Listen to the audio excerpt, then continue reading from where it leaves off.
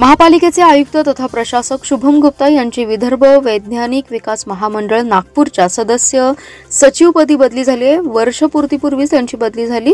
सायंकाळी बदलीचे आदेश महापालिकेला प्राप्त झालेत। अद्याप नूतन आयुक्तांची नियुक्ती झाली नाही। दरम्यान सांगलीचे तत्कालीन प्रांताधिकारी त्रिगुण कुलकर्णी यांची नियुक्ती होईल याबाबत चर्चा सुरू आहे। लोकसभा निवडणुकीपूर्वी तत्कालीन आयुक्त सुनील पवार यांची बदली झाल्यानंतर 8 एप्रिल 2024 ला सांगलीच्या आयुक्तपदी शुभम गुप्ता यांची नियुक्ती झाली होती।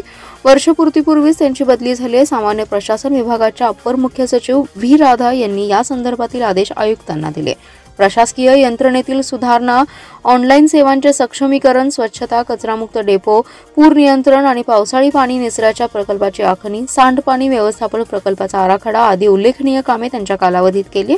वाढीव घरपट्टी मूल्यांकनामुळे त्यांना नागरिक, व्यापारी आणि उद्योजकांच्या नाराजीचा सामना करावा लागला, मात्र त्याला तात्पुरती स्थगिती मिळाली आहे। शासनाच्या आदेशामुळे महापालिकेचा कार्यभार तात्पुरत्या स्वरूपात अन्य अधिकाऱ्यांकडे सोपवण्यात यावा असं म्हटलंय। त्यामुळे हा कार्यभार जिल्हाधिकारी अशोक काकडे अथवा अतिरिक्त आयुक्त रविकांत अडसूळ यांच्याकडे देण्याची शक्यता आहे।